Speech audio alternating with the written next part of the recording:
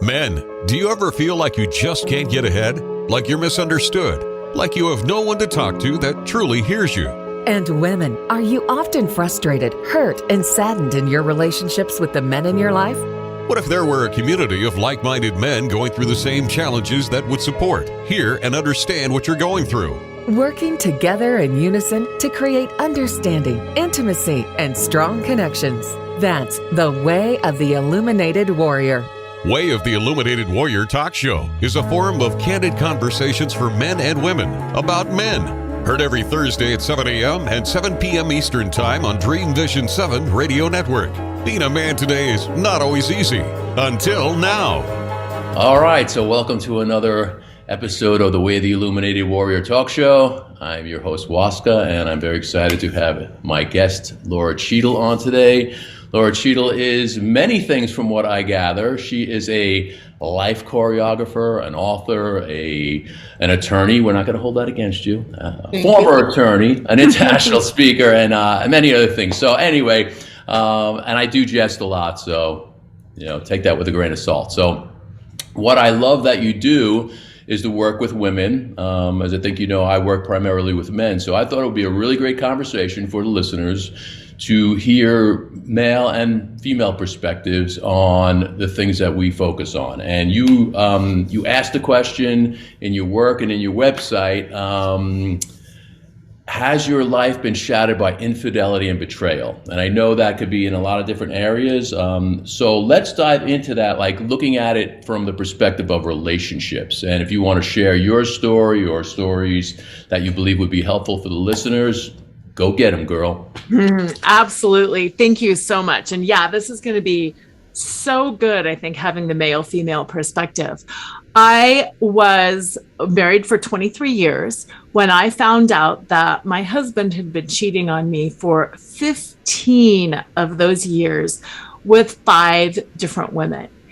And I mean, to say I was shattered is such an understatement, because not only did it take me down emotionally, but it changed my whole worldview.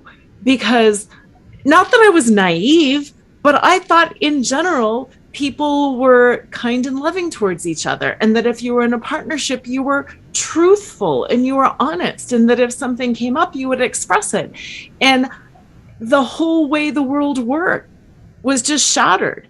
And I thought, what had I done wrong? And I must be ugly and a horrible conversationalist and a terrible mother. I mean, it was all aspects of my identity, of myself, of my worth, of what I thought relationships should be. They were all destroyed in that moment. And it's taken me, it's been 4 years now, and it's taken a lot to rebuild myself, to rebuild my worldview, to understand that I didn't cause that, to understand some of the dynamics of masculine, feminine, trauma. There's just so much that goes into it. And not to just wrap it all up in a neat little package, because it's so much deeper than that. But I am happier with who I am right now as a person. I am more solid in my identity, in my self-worth, all of that. So I am glad that I've had this experience, because it brought so much to me. And at the same time, it's a journey that I would wish on no one, because it's awful. Yeah. Well, I'm really sorry you had to go through that. I know how challenging it is. I was married for 15 years. A little bit of different story. I had the fairy tale mindset that, I'm getting married once. My parents had got divorced when I was around 17, and it was devastating to me. So when I got married, I thought it would be forever. It wasn't. It lasted 15 years, and actually, honestly, most of it was not great. After we had our second son, things really came to light that she had, pretty significant mental health issues, which I didn't want to see from the beginning. I don't know. I kind of dedicated myself, and that's how I got into a lot of the things that I got into, like Tai Chi and Qigong and meditation and yoga, thinking that I was going to heal her, which growing up in an alcoholic family, I thought I was going to heal my father from being I think we know that we can't do that. We can only change ourselves. So, so for me, I did what I thought I could do to heal the relationship, to help her to heal. And of course, it was up to her, and it didn't work out. And, we had got 2 beautiful sons out of it. But I felt betrayed because I have a degree in communications. I try to speak with her about it, and she, no blame. She just couldn't. She couldn't really communicate, and I didn't know at the time. So, which I think a lot of guys go through. I started off really on a compassionate sense, really just because I loved her. I still love her as a human being, and I wish her well. She's the mom of my children. I wanted the best for her. So I wanted this relationship to work.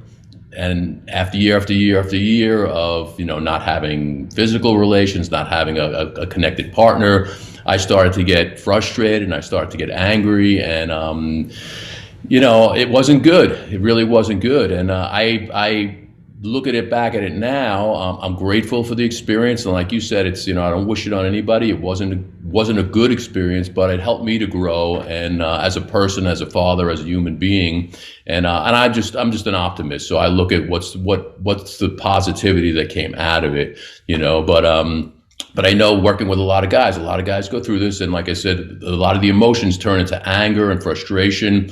And so, I'd like to talk with you a little bit about that. I know for women, it's more of being heard and the betrayal. So, speak a little bit about that from your experience. Yeah. And I love how you said so much of what you said. I was like, I want to go back to that. I want to go back to that because it was so rich. There was so much in there.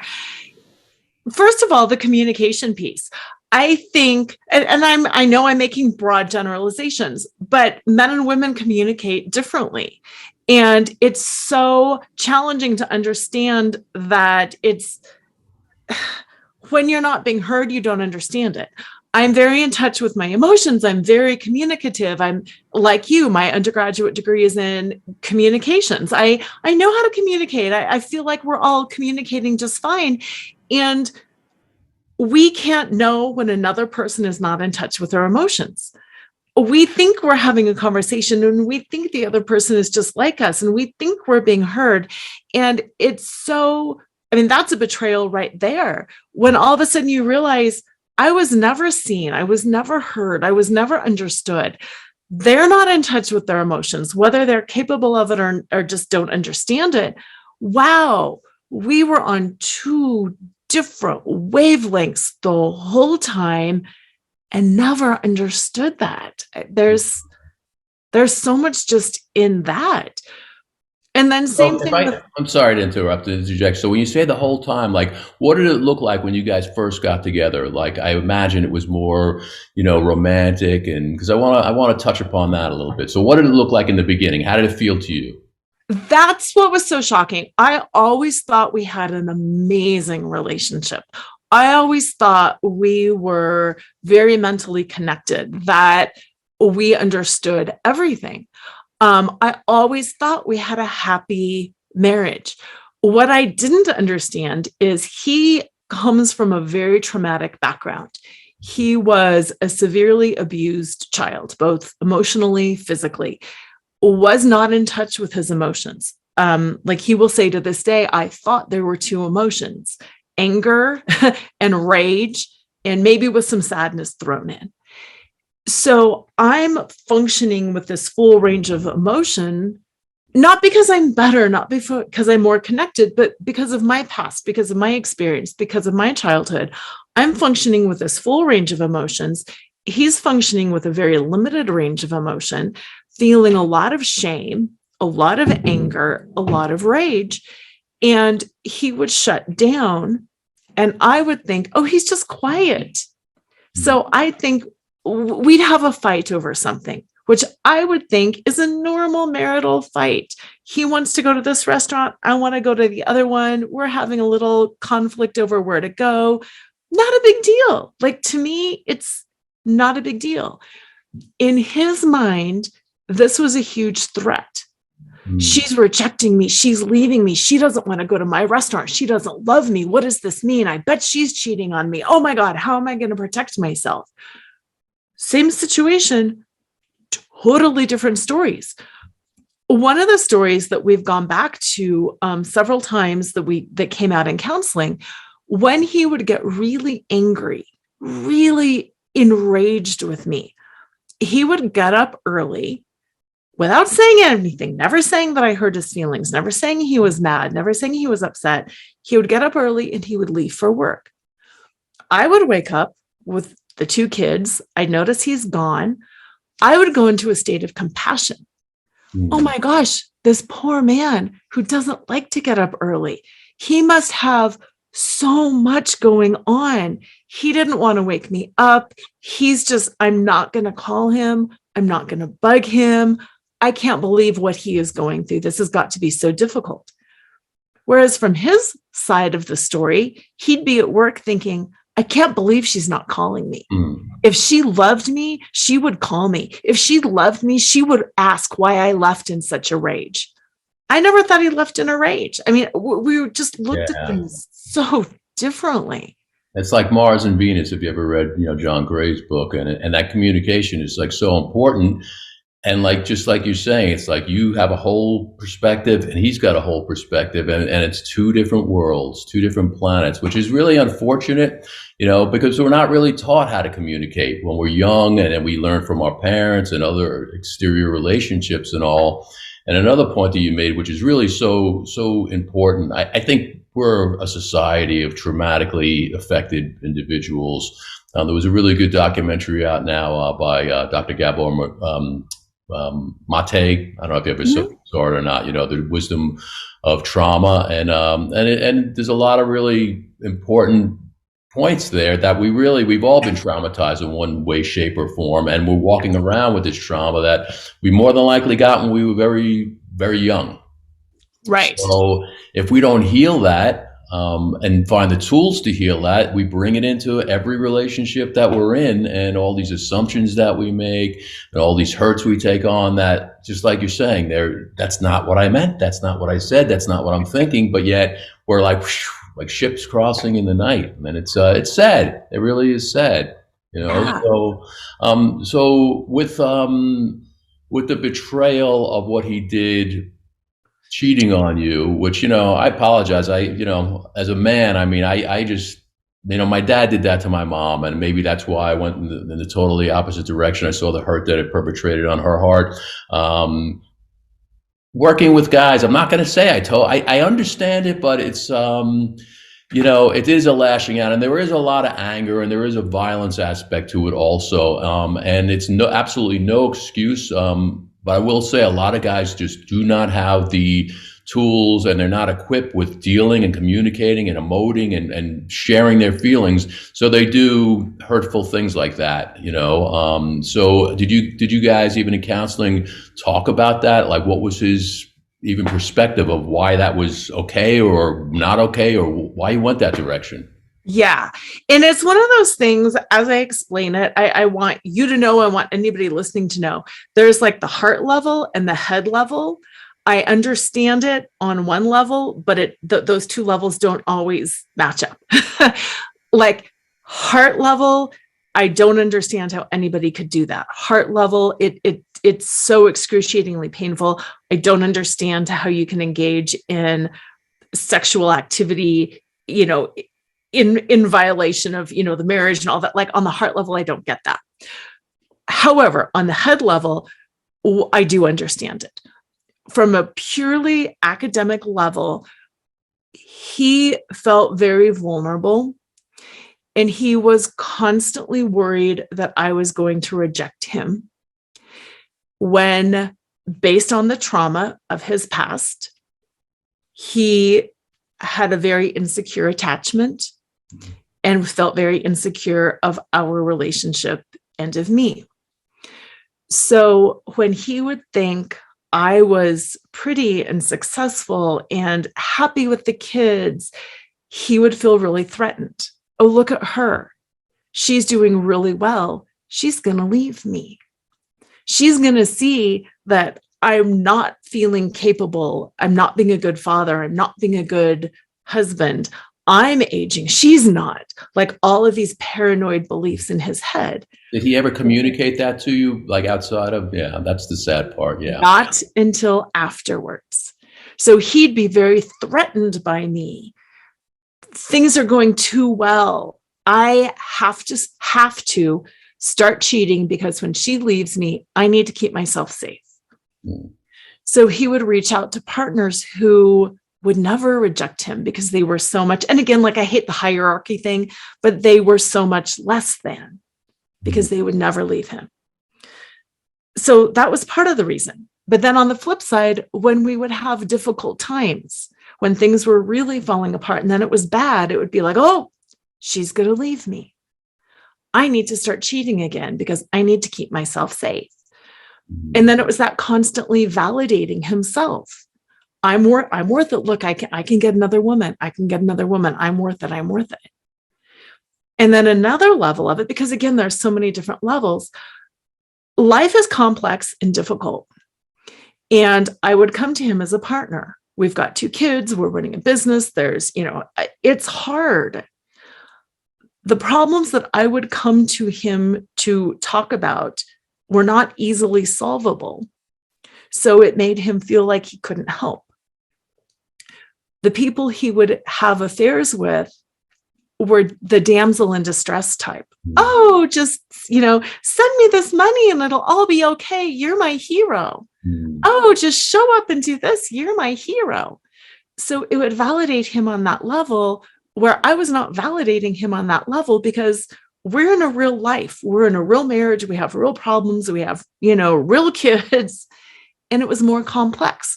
So the affair world was all to validate him, to make him feel better. And like I said, I get that in my head. It had nothing to do with me.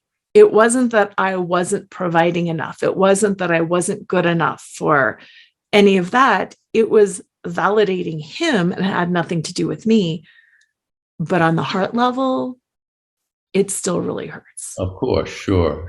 And my belief is, because I've heard the story many, many times, even though he may have been validated, I think he was still tormented by doing that. I don't really believe, like in the heart and soul of any man that does that, they deep down really believe that this is a righteous thing to do. It's a good thing to do. He had to know he was hurting you and setting a bad example for the kids.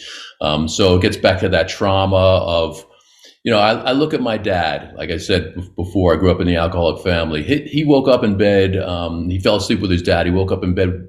His dad was dead. Okay. He was like 13 years old. And it took me a very long time to realize, okay, my dad is a 13-year-old man. Okay. He really never did progress past 13. And that made it easier for me to deal with his drinking and forgive him and forgive myself for the feelings I had surrounding it and all. And I think a huge part of this is forgiveness. I think we really need to forgive ourselves because, I don't know about you, I put myself through hell. Am I doing everything I can? And what are these feelings I'm having? All of the whole gamut of emotions and all. And then, of course, I forgave my partner, my wife. And, I think forgiveness is a really key part of this because I don't know if you agree or not. Again, I do not condone what he did, but there's always 2 sides to the story. I think we really need to take responsibility. I could say for myself, well, I tried for, 10 out of the 15 years or whatever. Well, why didn't I try for 15 out of the 15? So there's always another perspective there, and so I think the forgiveness and the responsibility aspect are really key, So what's your take on that? Yeah, I yes, so much so to all of that. Something that I circle back to a lot. First, let me backtrack. Yes, to what you said about the shame about how he felt. It was the cheating was a violent act against him, and I was the unfortunate consequence around that. So when I think about where I stand as a soul, as a being, I did my best with what I had. And but for the grace of God, there go I. I had more skills than he had. That was a violent act that he did against himself because he didn't have the skills that I had. That's where that grace and that compassion comes in. It's not, he did the best that he could with what he had. And I liked how you said your dad was a 13-year-old man. My husband was sent to foster care in high school because of all the violence and abuse that he had received early on.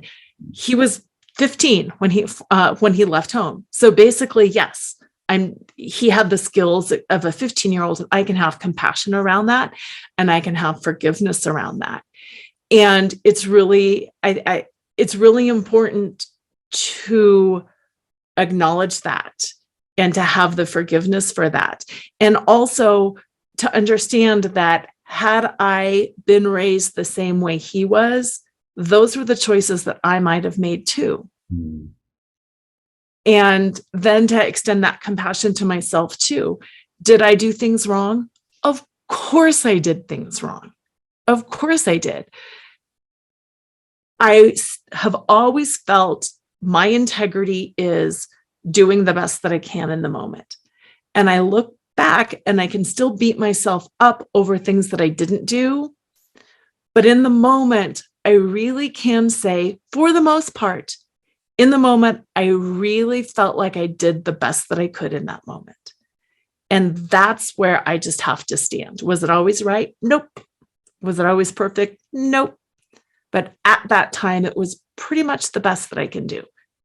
Yeah, and that's all any of us can do. I never used to like that, that saying. It's like, well, your parents, they did the best they could. I'm like, BS, but it's true because, I remember being like 39 and then 49 and looking back at where my parents were at that time, they did not know much about life. I think there's more tools now just in self-awareness and self-growth, and they did the best that they could. They really did. So I think that is important to acknowledge, as you were saying, and just have that forgiveness, because that's all any of us are doing the best we could. And as long as we are doing the best we could, we move forward and hopefully learn from it. And then the other huge aspect is the healing part, because we are all affected by trauma. So what would you say your healing process was, and what were the, aha moments or things that helped you to heal through it and move forward? Yeah. I think the biggest thing for me was realizing that I have a choice. In every single moment, I have a choice. And like you, I used to hate the phrase, the best that they could, because I think, oh yeah, what a cop out, oh yeah, it's the best that I can do right now. And to realize that when I realized that about everybody else, when I realized that we're all damaged, that we're all struggling, that some of us have more tools and more skills than others of us, and that I have the choice. I can choose to interact with you, or I can bless and release you. And there's really nothing bad or wrong about that. But I don't have to continue to be in relationship with people who are so damaged that it's impacting me. And it's not rude, and it's not saying, oh, I'm cutting off all these people because they're just not as good as I am. It's not that. It's a choice. I choose to work with some people who have some kinds of trauma, and I choose to not go there with other people. I am not interested in working with pedophiles, say. It's not like a judgment. It's that where I don't choose to put my energy. There are certain addictions I don't want to be around. And I can create boundaries for myself as a human, as a soul, that I don't want to be around. And that is part of that healing journey for me, realizing it's my life and it's my choice. And I can still be kind and compassionate and say, I love you and I see you and I'm sorry and I forgive you and all of that good stuff. And I'm not going forward in a relationship with you because I love myself enough to create those boundaries and to stand where I stand. And that was that's how healing really started for me, is realizing it is my choice and it is my experience. And I'm willing to dance this dance with my husband going forward to a certain extent. And I'll learn and I'll grow and we can continue to be in relationship. But here's where I won't go. Yeah, that's so vital. I love what you're saying. I don't love that we do what we have to do to take care of ourselves by putting people out of our lives that have, like, call them energy vampires. But I've had to do the same thing also. And growing up again in that alcoholic family, it was like that. If you ever read The Dance of Anger by Harriet Lerner, it's that triangle of dysfunctional behavior. And if one person, which was me, steps out of that triangle, that dysfunctional paradigm, the rest, they want to suck you back in, because as unhealthy as it is, that's the comfort zone. So I stepped out and said, hey, I need some healthy boundaries here. I don't like you telling me how to raise my kids. I don't like what I'm feeling is abusive behavior towards me. And of course they were like, what are you talking about? And I get that. I respect that. But I kind of drew a line in the sand and said, this is what I need to have a good, healthy relationship with you. And I'm not going to stand for you crossing that line and being inappropriate and being unhealthy. And I think that's key in all relationships, because we're all at different places. Like you said, I mean, it's not a hierarchy. It's just where we are. It's the awareness that we've come to. It's the personal development work we've each done, and we're all in different places. So it's having some compassion, of course, and also some tolerance. That we're not all in the same place, but it's also very important, as you said, we need to protect ourselves, and we don't have to be in the space of others who are sucking our energy, who are being abusive, who are not respecting our wishes or our boundaries. So, that was key for me as well. And I did that with my closest family. I'm like, we didn't talk for a while, my parents, right, my sister, and sometimes you have to do that. But what happened was, energetically, they felt, and this was also a part of my healing. I didn't realize I set these boundaries, but I wasn't totally, I didn't totally let go of some of the anger I had, and I didn't totally release all that was holding me back. And when I finally said, you know what, I love them, I forgive them, it's okay, whatever they do, it's fine. They're not crossing these boundaries, but it's fine. Miraculously, energetically, they started coming back into my life, So it does work, and it's important to create those healthy boundaries. Yeah. And for me, a lot of the forgiveness was not really of him, but it was of myself, for allowing myself to be taken advantage of, to, not have firm boundaries. Because like we said earlier, I'm a former corporate attorney. And after I had my second baby, I stayed home to take care of everything so he could pursue his career, so I could take care of everything. And I really allowed myself to get into that place of, it's all about you. It's all about you. It's all about the kids, and it's all about you. And I'm here to serve.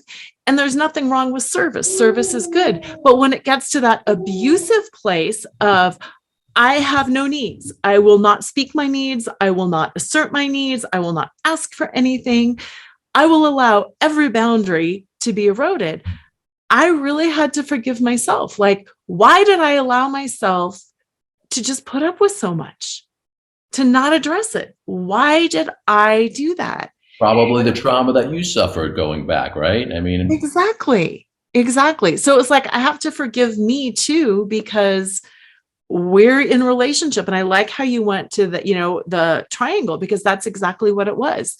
This was our pattern. And sadly, it took something really bad, the infidelity, to disrupt that and to break us all out.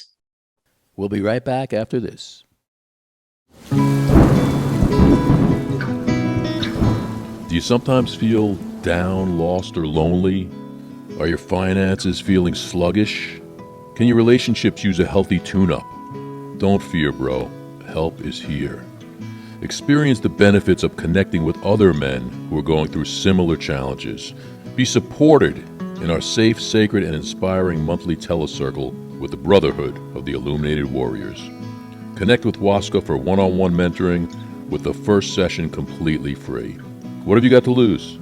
Check out illuminatedwarrior.com or send an email to waska@illuminatedwarrior.com. You're invited to step up your game and join us. You'll be glad you did. You ever read the book We by Robert A. Johnson? No. It really had a profound effect on me. He also wrote He and She, but We is it's a tale told back like in the Middle Ages, like King Arthur type of times. But it's about Tristan and Iseult, and they're two characters that you might have heard of before. But it really struck a chord, and I looked at it and I'm like, wow, I have definitely done that, and working with countless men, I think most men do this. Okay, so from the male perspective,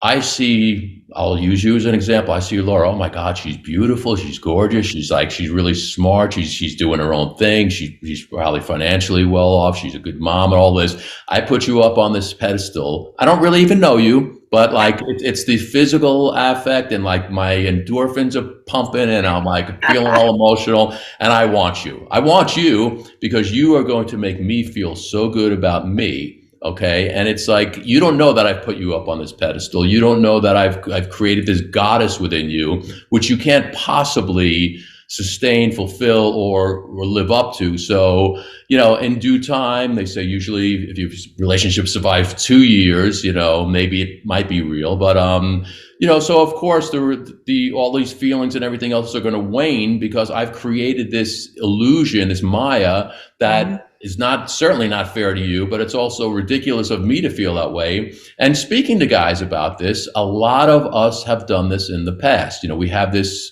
this illusion of like, oh my God, this beautiful, wonderful woman is going to save me and make me whole and make me feel so good about myself. And it's ridiculous. It's so ridiculous. And that's what the book is about. And the long and short of it is from the perspective of males, but also in relationship, to pursue a romantic relationship as the be all end all, it's very difficult that it will actually succeed. To find the commonalities, to find the core beliefs, to find relatedness with somebody, that's what you build a relationship on. And then, because romance, it really is, it is Maya, I mean, we all get old, our skin starts getting this, and like, well, Laura's not as hot as she was 30 years, and it's really kind of pathetic, So anyway, I think it's a great book. For me, it really was an aha moment. I'm like, wow, okay, I was this shallow guy too for a while. Point being is that I think a lot of us men don't realize that we're doing that because we haven't been taught. We see what our dads did, and God, the stories from our dads. I'm not saying they were all, traumatic relationships, but our dads and their dads before really didn't know what a healthy relationship was. General term, but for the most part, so I don't know how you relate to that, or if you've seen that in relationships or with men and women, kind of the opposite also. They're seeking, with the book, they're seeking a partner, they're seeking somebody who could support them, they're seeking to be cherished, and but we never communicate any of this in a healthy way, so like, wow, I wonder why these things happen, right? Right. Why does this not work? Yeah, no, so much. I'm looking forward to reading that. I actually just wrote that down. Very much, yes. In our situation too, when we got married, our wedding toast, Sean stood up and he cried and he said, "Today I married happiness." And his belief was, because I'm just naturally effervescent and happy and energetic, like that's just my personality. And same thing, we dated for a long time. I made him feel so good. And he thought that was my job, was to sustain his happiness. And as we got busy, I mean, I did my darndest to sustain his happiness, but that's not something that a human can do. That's not realistic. And then on the flip side, he's a big guy. He's a strong, manly looking guy. I always thought he was a rock. I thought I could go to him with everything. Things, even though I'm a lawyer, negotiating really stresses me out. So things like, negotiating for a new car or for, what I mean? Things like that. Oh, they just stress me out. So I'd go to him and I'd be like, oh, you've got to help me. Blah, blah, blah. And he would always come back with, do a better job. And it'd be like, ouch, and I'm like, inside, I'm not saying it, but I'm like, you're my rock. You're supposed to be good at this. You're supposed to take care of me. And then inside, and again, he's not saying it. He's like, you're just supposed to be there to make me happy. You're not supposed to come to me to ask about negotiating for a car because you don't want to do it because it stresses you out. So yeah, we're hitting head on, disappointing each other, not seeing each other as human, and then getting mad at the other person because why? You're supposed to take care of that. You're supposed to, quote, be the man. I'm supposed to be able to come to you with these things. Why can't I? Yeah. Well, I think they're the paradigms we grow up with. And yet again, did you even really talk about that stuff with him? Never. No. Why would you? Because we don't, because we just have this illusion of what it's supposed to be, of what, maybe we saw our parents were, or the fairy tale media, movies of like, oh, that's what it's supposed to be. And so we just go on assuming like, well, he thinks this and she thinks that, and she's going to support me and I'm going to support him. And then unfortunately, reality strikes. And if we don't really decide to be present and say, hey, honey, I'm realizing this is different than I thought it was going to be. Like, could we sit down and actually have a conversation? Maybe we should have had, before we way back. Yeah. But really, so many of the times that I asked those questions, I'm like, did you ever speak with her about this? Did you ever speak with him about it? And it's like, no. And I hey, same to a degree with myself. So I think until we get on that journey of really what's called like self-mastery. Like I was in 2 long-term relationships, a 15-year marriage and then a 9-year relationship. And even at the end of the 9-year relationship, I realized, oh my God, I said I wasn't going to do this. My thing was, not is, I was an enabler, so whatever, I know it comes from, being the good little boy growing up in that alcoholic family. Don't make waves, do whatever you have to do to make everybody happy. At my own detriment. And I did it again. And I sat back after that. I'm like, okay, I just got to chill, figure out my own thing as best as I can, which I think it's an ongoing process, and realize what my role was even in the second long-term relationship and say, okay, do my own personal healing and figure it out that I feel like I don't need you, her, anybody else to complete me, which growing up, I thought that like, oh, you complete me, which is again, an illusion. If we can't be happy with ourselves and love ourselves first and be able to stand on our own, then how could we expect a relationship to be healthy and to have that unity and that communion with a partner, and that's the big word for me, partner. I really feel like I've never had a partnership, a true partnership.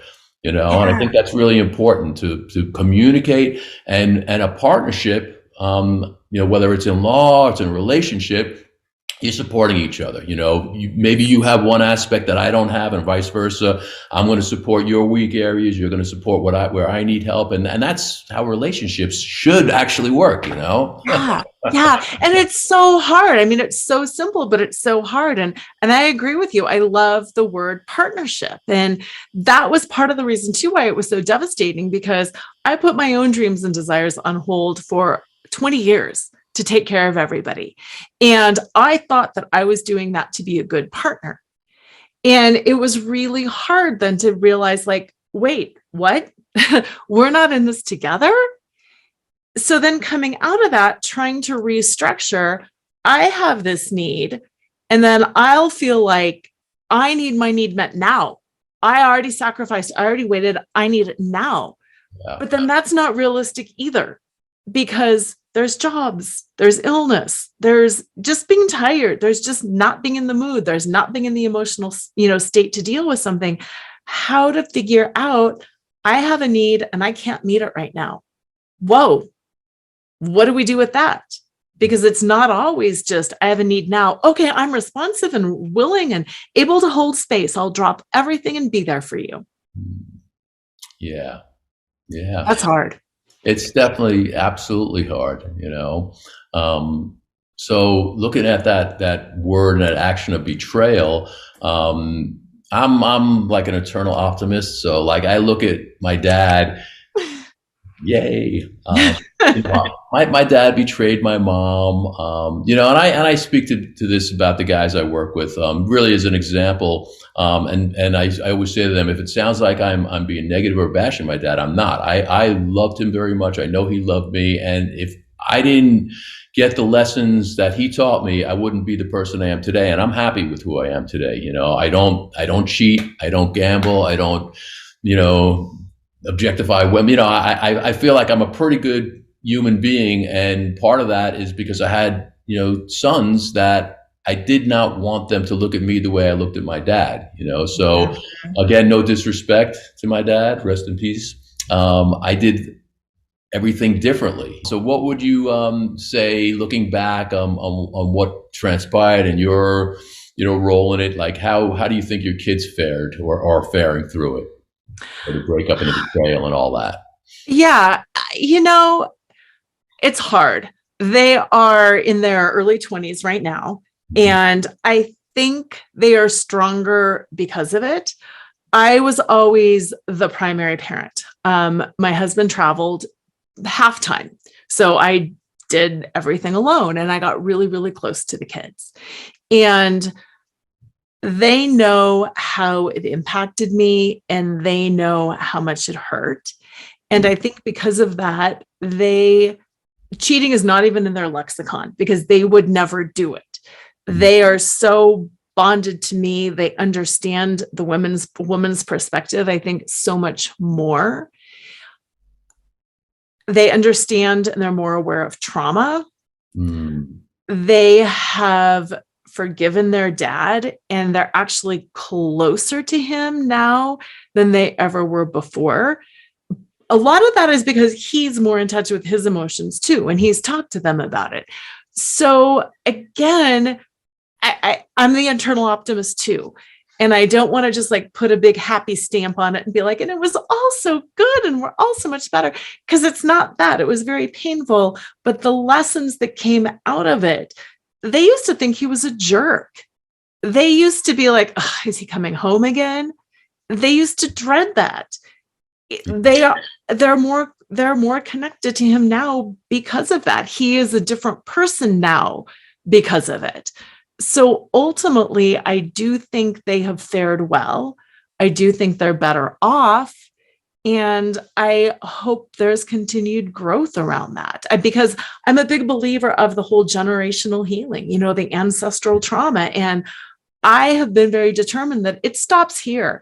And I know I've perpetuated things with my kids. I know I've done things wrong. I know that.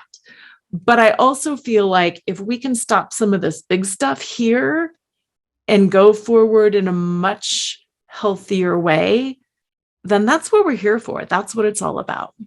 Yeah, I totally agree with that. Yeah, the multi-generational trauma it's self-perpetuating if you don't have the awareness to do something about it.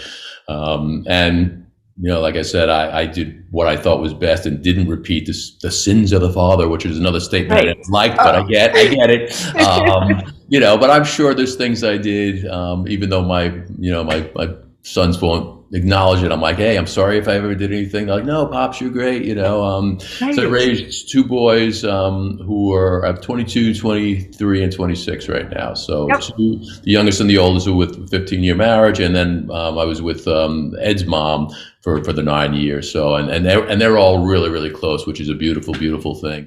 And I think something that is so important, like all of my work, I use the concept of burlesque in my work, the stripping down to reveal what's there.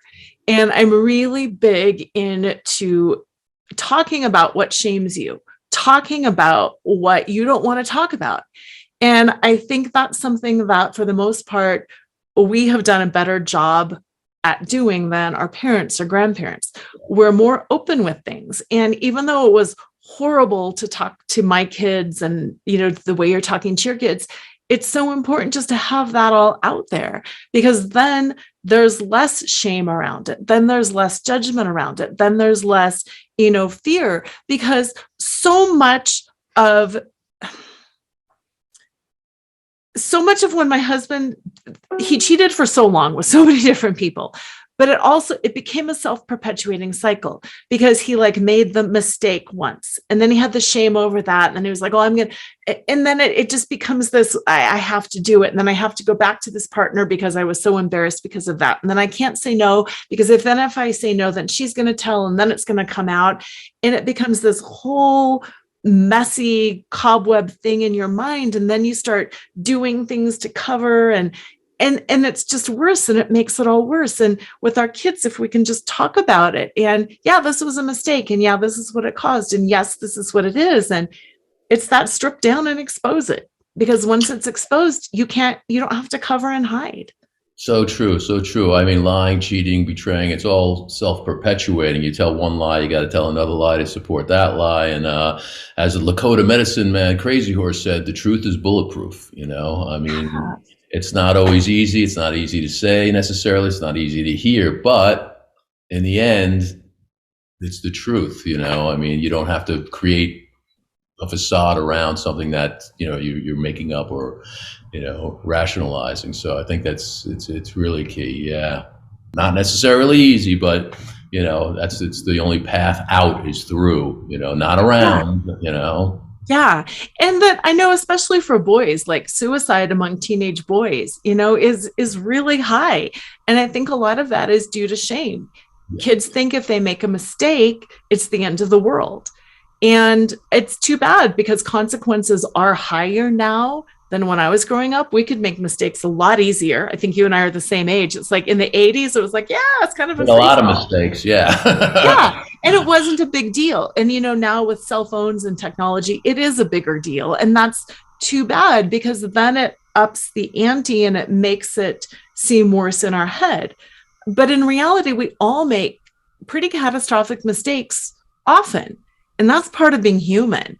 And I wish we could all be a little bit more comfortable with that, and to provide a little more grace and space to be able to say, like even for my husband, if he could have come and said, I cheated, that could have prevented a lot of other things. And I didn't cheat, but I thought about it, and there's no shame in saying that. But yeah, I thought about it, and I didn't, but I did think about it because I was unhappy, and it seemed like maybe it would be something to do. I admit that I'm not proud of it.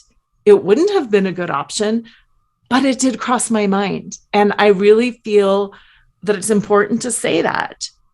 Yeah. Yeah, absolutely. Being truthful and letting that out, because when you carry that with you, the saying that I often quote is like, emotions buried alive never die. So whether you're carrying that guilt or that shame or that blame, whatever, eventually it's going to come out. And it's important to put that out there and be authentic. It really is. Because if not, what's your life if it's again, if it's an illusion? And a huge turning point for me was having kids. Really changed my perspective on things. I used to party a lot, and I'm like, what am I doing? Am I turning into my dad? Not okay. I wanted to set an example that my boys would be proud of, and I guess it's a little narcissistic. I wanted them to emulate the things that I did, which I got over that. I'm very happy that they do their own thing. I guess I did a good job, because they're actually more autonomous, than I want them to be. It's like, come home to pops, Right, please. One of the greatest things about doing men's circles for so long, we've had guys like 15, 16, 17, 18 years old. And, a lot of the I call it the old dogs. I'm like, dudes, listen, it's very different than when we were young. And, I know for myself and a lot of the other guys, we've gained so much from sitting in circle with younger people who have such wisdom. Some of them, it's like, wow, we get just as much out of it, as hopefully they get out of like our experiences, because it's a whole different world, and I think we really need to be open to that communication and different ways and different aspects of communicating with each other and accepting and supporting each other in that way. Yep. Well, just the whole idea of having men's circles is so, I think, profound, and is going to change our world so much, because for so long it was the idea that men are rocks and they don't express emotion and they don't have needs, and they're going to man up and they're going to be tough and they're not going to talk about it and they can handle everything.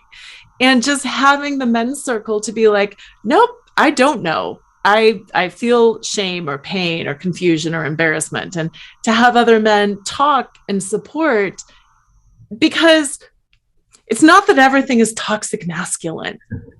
Men relate differently, but it's that balance of communicating and relating in the full range that is so important, to be able to own that very masculinity and to own the femininity in the masculinity as well, because we're all the full range. I've got a lot of, masculine energy in me, and I've got a lot of feminine energy in me, and I want to express it all, and men should express it all too. And we're becoming more open and more accepting of expressing all facets of energy.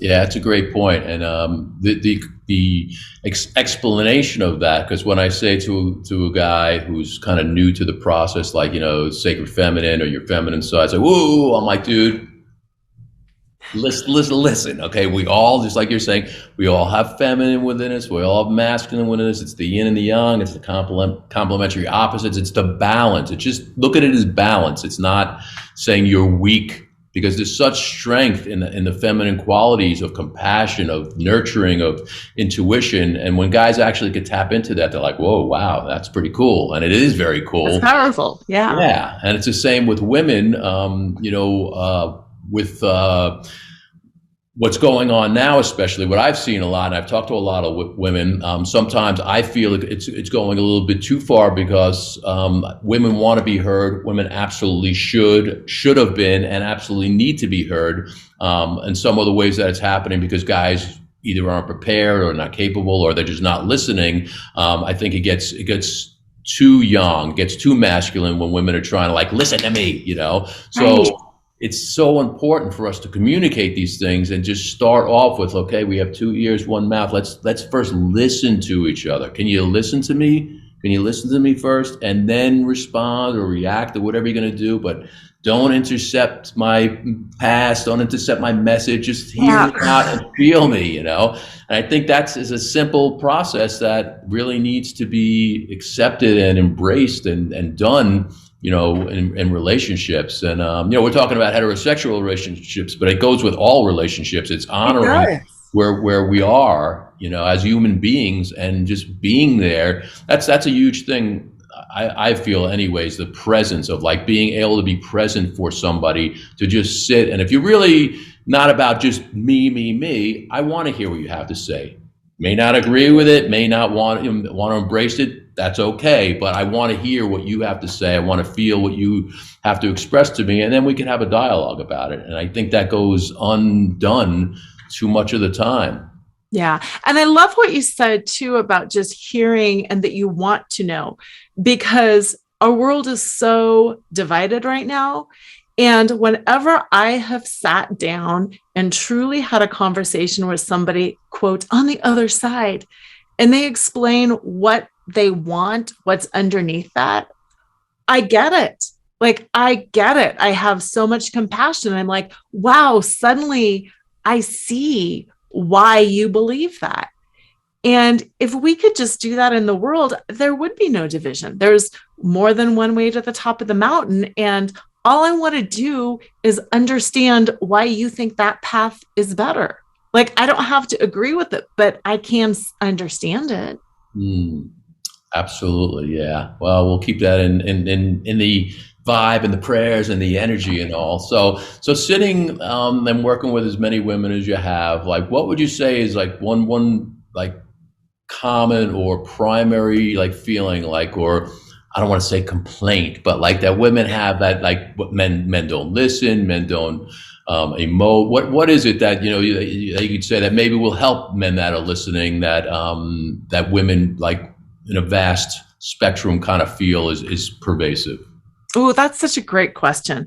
I think the number one thing is, and again, I don't want to say this is like men always, blah, blah, blah, that men oftentimes don't validate or acknowledge the woman's point of view. It's not necessarily owning your stuff and saying, oh, yeah, I was wrong, blah, blah, blah, but just saying, oh, I hear what you were asking. I wasn't hearing that. Or I see why we're having this conflict. I get it now. And just putting the words to that so often. And again, I hate to like point the finger, but so often men will get it inside and then they'll change their behavior, but they don't put the words to it. Now I see where you're coming from. I get it. And I think it would be so helpful for men to communicate when they have that aha moment inside, that shift, just to be able to say, I see where you're coming from. I get it now. Okay. Thank you for explaining that. And just to put the words to it. Yeah, that's like so important. It really is. And I appreciate you saying that, because maybe some guys know that, but they don't actually do that. So that's a really great point. Yeah, again, getting back to the communications and all. So yeah, so this has been a really awesome conversation. I hope whoever's watching or listening has gotten some of the jewels of wisdom. So what would you like to leave the audience with? What's your closing sentiment? I mean, you've shared so many beautiful things, but what would you like to leave the audience with? What I'd really like to leave people with is some hope for magic, that relationships really are magical. And it doesn't matter if you've had good ones or bad ones, whether it's your parents, your family, your friends, partner. There's a lot of magic in communicating. And there's nothing that feels better than actually connecting with another person's soul. And I just really want to encourage you to keep going forth and trying and failing. There's no shame in failing. Just keep putting yourself out there, because those moments of magic are worth it every single time. Amen to that. I love that. Yes, magic is a beautiful thing. So I will just reiterate also, I think just be present, listen, share, express, and just be there for the other person, and just don't have expectations and spread the love. My father always said, why are you always saying that? I'm like, why not, Dad? Let's just spread the love. So let's spread the love. Well said. Well, Lora, thank you for being here and sharing your wisdom, and hopefully we could do this again another time. That'd be wonderful. Thank you so much. All right. And for all listeners, hopefully you got some good pearls of wisdom out of this. Until next time, continue to illuminate your paths with loving kindness.